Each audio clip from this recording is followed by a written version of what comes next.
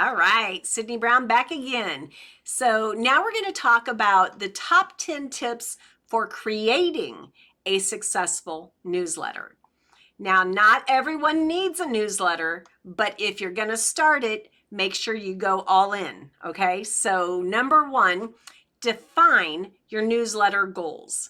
Now, what you do with that is you want to define the purpose of your newsletter. Establish clear goals and let those goals guide your content and your strategy. Number two, choose a target audience. Now, you're a writer, so your target audience should be people who enjoy reading what your preferred genre or category of writing is.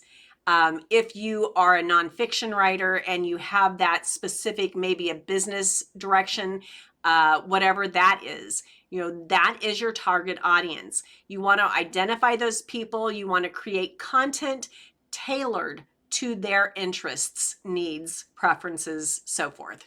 Number three, offer valuable content.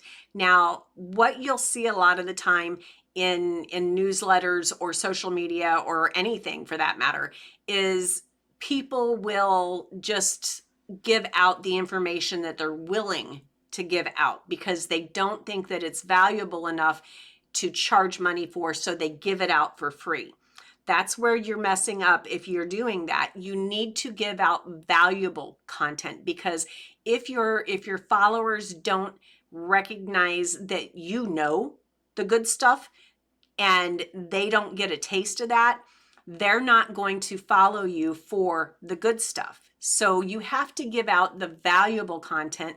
Make sure that they understand that it's relevant and it's valuable, that it's engaging, and it keeps them interested and encourages them to share your newsletters with others who don't even know you exist yet. If you do that, giving out that value is absolutely in your best interest and in your subscribers' best interest. Number four, maintain a consistent schedule. Now, you decide what the schedule is. Some people will do monthly, weekly, some people do daily, and it just depends how much do you have that's valuable that will keep the subscriber opening the emails and of your newsletter. If you have enough content that you can do it daily, more power to you. Now, I would recommend start monthly because you don't necessarily want to move backwards in your frequency, but if you realize you have a lot of content, then you can always do extras. But you want them to be able to rely on you and to count on, okay, it's the first of the month and it's about time to get my newsletter from you, and if you don't send that, they'll miss you. You want them to know and trust that you're going to be there for them. Number five, use an email service provider. Now, this is something that if you're just using I'm going to say Gmail, but whatever your email provider is for your personal emails, doing something like that works for, maybe you have up to, 50 or 100 people that you might send an email out, once a week or once a month. If that's the volume that you're at, then that's okay. But that said, assume you're going to build your list. Assume you want to convey yourself professionally, and go ahead and look at, MailChimp or ConvertKit, Active Campaign. There's so many email providers out there. MailerLite. They're all just coming into my head. Usually they have a beginner level that's either free or near free. So why not start on the right foot from the beginning by using an actual legitimate email provider. You use an email address that you can put to your email, assuming you bought an email or a web domain, and you make, like mine would be info at just Sydney Brown or info at I'm the writer.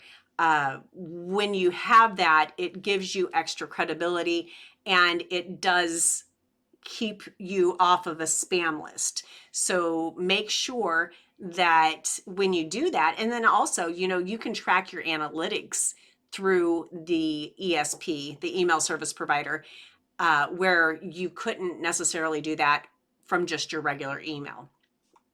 Number 6, personalize your emails. So address your subscribers by their name. Write in a conversational tone. Don't be, overly formal and, blah, blah, blah. No one wants that. They want to get to know you. So talk to them. Just have a conversation with them. In most ESPs or email service providers, you can put these little bars around someone's first name, and depending on which provider you're using, you can put like first or first name, and it will actually take, because they've subscribed to your list, it will take their name for each individual person that follows you, and it will put their name there instead of just first name. So you don't have to do, copy paste each person's name. It's completely automated, and it is so worth the effort. And if there is a small investment, it's worth that investment, because it shows your readers that you care and that you're professional and you're legitimate. Number 7, encourage reader interaction. Now, this is really important because sometimes, in fact, a lot of the time, people will read your emails and they're following you, but they may never interact with you because they may feel awkward. They may think that they're being kind of creepy if they actually reply to your emails, because a lot of times people just don't do that. So encourage the readers to interact with you. Include a call to action, such, like asking them, hey, reply with your thoughts. Tell me what you think of, what should I write next? Do that. Ask them to reply to this email. And, that creates this relationship. It lets them know that you do want to hear from them, and a lot of the times it's all they need to know, that you care, because they probably care, but they're afraid to, bother you, because they probably think, you're too busy, you're not going to reply, all sorts of things that people assume about authors and public figures. So let them know, you're a human being, and you do care, and you'd love to hear from them. Number 8, and this is one of those things that can sometimes be a little bit intimidating technically. Optimize your emails and your newsletter for mobile devices. Now, not everybody has a desktop. Not everybody has an iPad. A lot of people live on their phones. And usually, if you're using a good ESP, it may automatically optimize by shrinking to whatever device your reader is using. But sometimes it doesn't. So if you're writing a newsletter that's this big, and then when they look at it on a phone, it may just like totally get distorted. Make sure you test and preview what it's going to look like, and that way your reader can see something that is just a smaller version of what you mean for them to see, rather than getting all discombobulated. It's very important. Make sure that you preview. Number 9, monitor your analytics. analytics is something that if you're not really into that or aware of, you need to learn and develop your skills with that, because everything out there has analytics. Most of the time, it's something free that it provides you as the business. Now, if you're a writer, you are a business, right? So you need to start treating your books and the things that you write as a business. And anything that is business, you should be analyzing your progress, tracking all of that thing, all those things. But you want to look at, your newsletter open rate, click-through rates, other metrics like that. What triggered responses, different things. Just get to know what worked and what didn't. If it doesn't work, stop it. If it did work, do it more. Now, and then of course, number 10, stay persistent. That's my go-to answer for number 10, because I promise you, there will be times, whether it's days, weeks, or months, that you feel like you're wasting your time. You may be spinning your wheels and think, no one's responding, no one's reading, no one cares.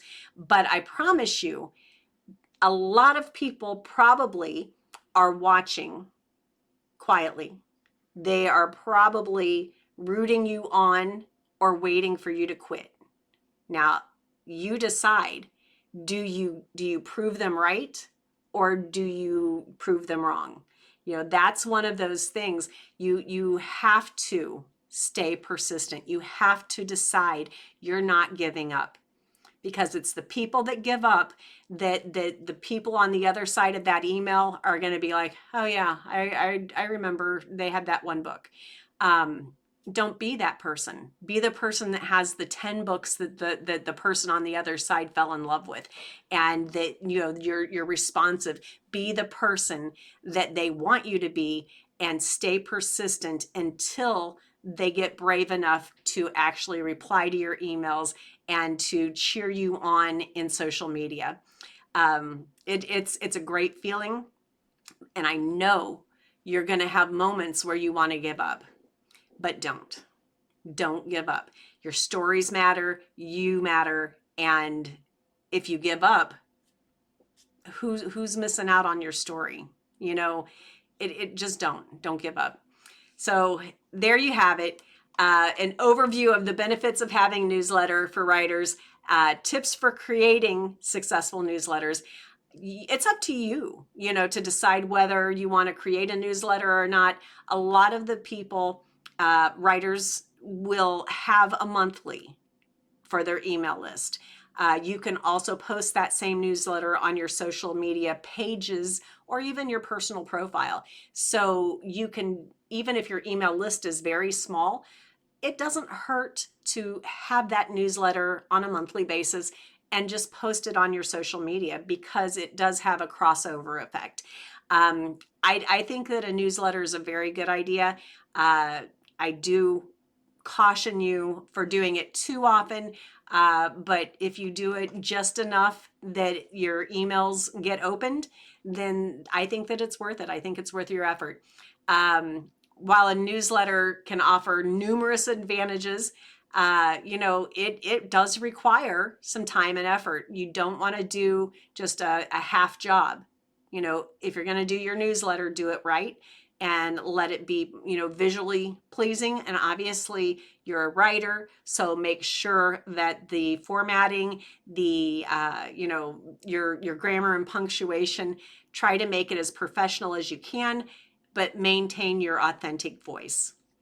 Now, if you believe that a newsletter aligns with your goals, and you're willing to, invest the necessary resources, I really think that it could be a vital starting spot with your writing career.